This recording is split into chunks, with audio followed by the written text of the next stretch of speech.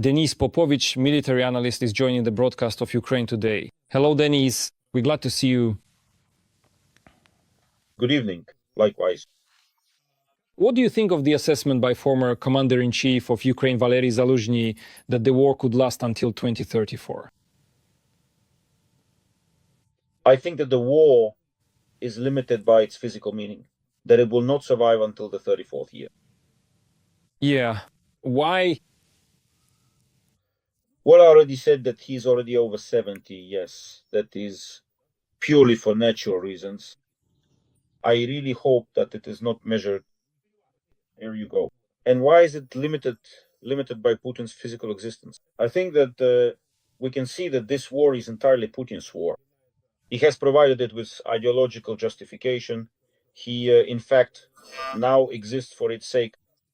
Yes, that is, if he stops this war, it would then create a threat to his physical existence, or at the very least, his political existence. That is precisely why he continues. That is why now, unfortunately, until he ceases to be the president of the Russian Federation, unfortunately, it will be very difficult to find any room for compromise. Either he will die, or he will be eliminated, or somehow removed from his position. Then various scenarios arise that would allow for an effective negotiation process. So in that case, if Putin remains in power, this could drag on even longer. Not just until 2034, right? If the connection is really that strong with him. Well, he'll be 73 now, if I'm not mistaken. Yes. In 2034, he would be, what, maybe 82. I don't think he'll be able to rule the country for that long. If he even lives to that age at all. Yeah, I really hope so. All right, Denis, let's talk about this. We're striking the south of Russia. Sochi and Adler are on fire. To be specific, oil depots are burning, which serve as hubs for refueling Russian military equipment. Please tell us, how important is it for the Ukrainian Armed Forces to further expand the geography of their strikes? And what do you think about the targets that were hit last night? How do you assess the effectiveness of these strikes? The geography of the strikes essentially expands the list of targets that will fall within the range of our strike capability. That's the first thing. Secondly, we are obviously coming back Towel. There was no confirmation that these were actually our drones. But let's put it this way. The good drones have once again started striking oil depots and oil refining facilities. In other words, strikes are being carried out on what is the main source of income for the Russian Federation through oil refining. From the transportation of gas, oil, and petroleum products, the Russian Federation puts money into its budget, and the budget is what funds everything. Right now, not everything is going well in the Russian Federation's economy. That's why strikes on such facilities hit the budget and the capabilities of the Russian Federation. So this is very important. It's very important to strike oil depots and oil refineries. It's as important as striking military industrial facilities. All right. Let's also talk about the fact that after strikes on military targets, Russia strikes civilian ones. For example, Odesa, Kharkiv, Pryvoz, the legendary market, was on fire after Russian shelling. They hit the center of Kharkiv with glide bombs. 33 people were injured. Please tell us, what is the situation with air defense in these regions? Or will this continue systematically until we receive American Patriots from allied countries? Unfortunately, regarding the city of Kharkiv, the devastating strike was carried out with a powerful glide bomb, a weapon with an impressive range of up to 100 kilometers. So, if the plane struck from positions more than 100 kilometers away, I think we currently have a very poor situation. With air defense systems of such range, they are present only in very limited numbers, if at all. That's why a Patriot system would be extremely necessary here. And specifically, a Patriot with missiles capable of reaching distances of more than 100 kilometers. Yes, there is such a system. A diverse arsenal is also needed for these systems. That's the first thing. With such means of attack, it will be very difficult to deal with them at all. And here, the only way is to strike the aircraft at their bases. Again, this brings us back to strikes on the territory of the Russian Federation, whether it's with drones or with other means of attack like our missiles and so on.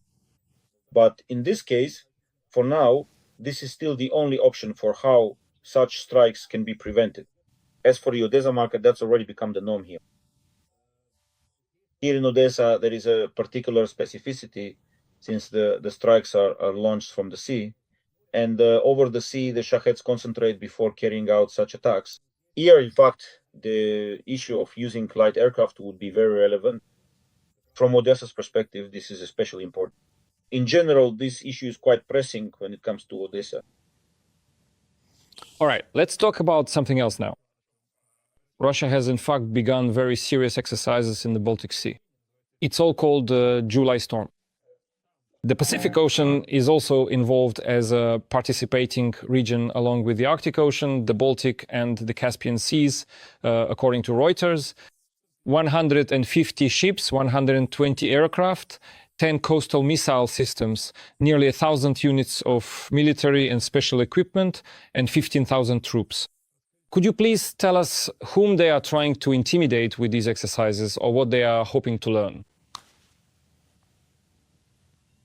Well, it's important to understand that exercises like these are usually planned events and preparations for them were made in advance.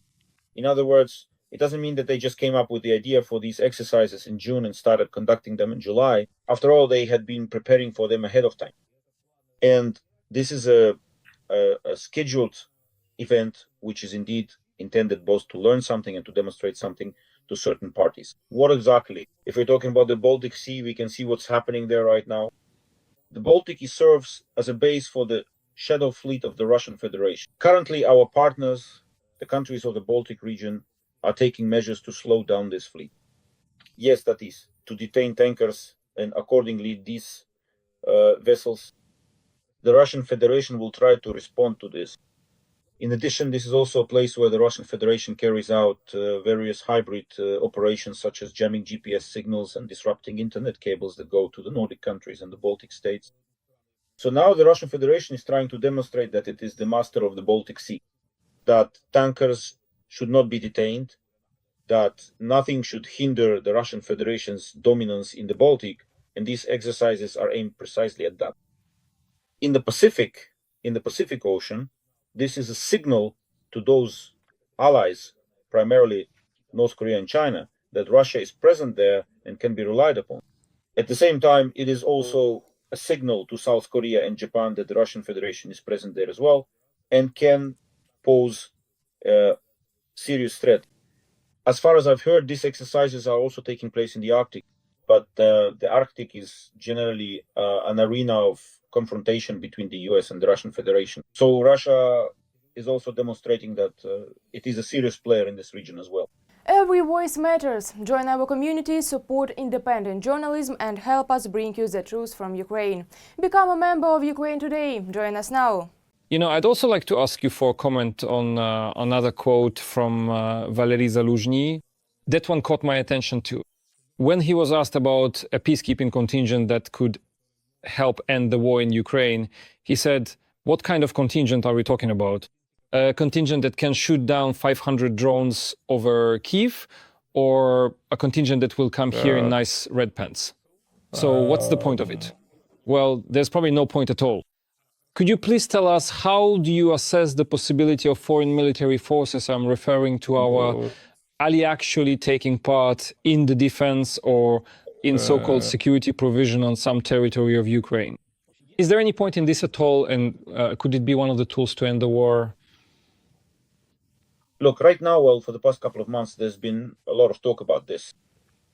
Let's deploy some forces on the territory of Ukraine, declare our political presence there, help Ukraine free up reserves that it is holding in certain areas, and transfer them to the active parts of the front, and so on. There could be some limited sense in this. So, for example, let's say France sends its troops here, stations them in southern Ukraine, somewhere in the Transnistria region, and from the Transnistria area, we withdraw some of our units and redeploy them, for instance, to a certain unclear section of the front, for example. Yes, let's model such a situation. And that's basically it, really. In order for this to have any effect on the conduct of the war and to actually help us turn the situation to our advantage, European countries would have to deploy a very substantial military contingent here. But we're talking about numbers like 50 or 100,000 people, right, with air defense systems, artillery, aviation support, and so on. But even when it came to deploying some limited forces, say in the amount of 20 or 25,000 people, our European partners face the fact that they simply don't have such forces. They don't have troops available to form a contingent. Why is that? Because let's imagine that 25,000 people are allocated to be deployed to the territory of Ukraine. So they're deployed, they're stationed here, but you need rotation. You need rotation. That means another 25,000 people must be ready at any moment to replace the initial contingent. So you already need at least 50,000 available troops. At that time, when this possibility was being discussed, Europe simply did not have such forces available. And essentially, that's why it didn't lead to anything. In my opinion, that's exactly what Valerii Zaluzhnyi means. All right, Denis, then let's talk about what Ukraine will be receiving in the near future. If we're not talking about contingents, then military aid packages are exactly what we need here and now. The first package, which the Pentagon is approving, includes the Hawk Phase 3 air defense system and its maintenance. The second package will include Bradley IFVs and their repairs. How important are these packages? We're talking about a sum of $322 million so far.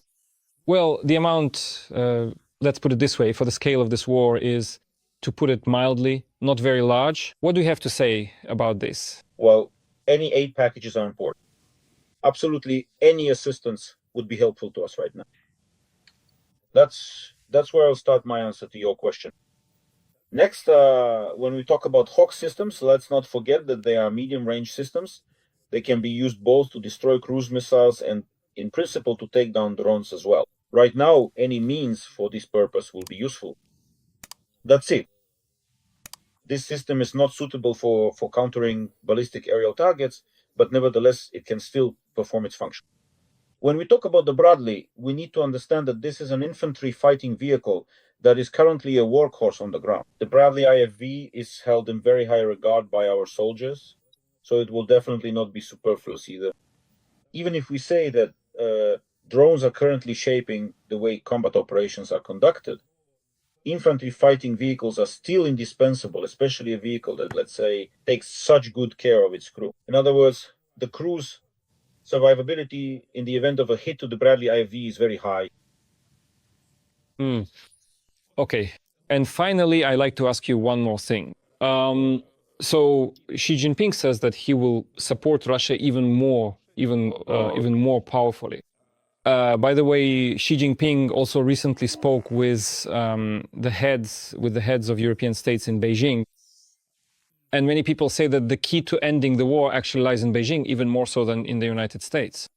But I don't want to ask you about the political aspect. I want to ask about the military one. Is there any way for China to further strengthen Russia militarily? And if so, how exactly?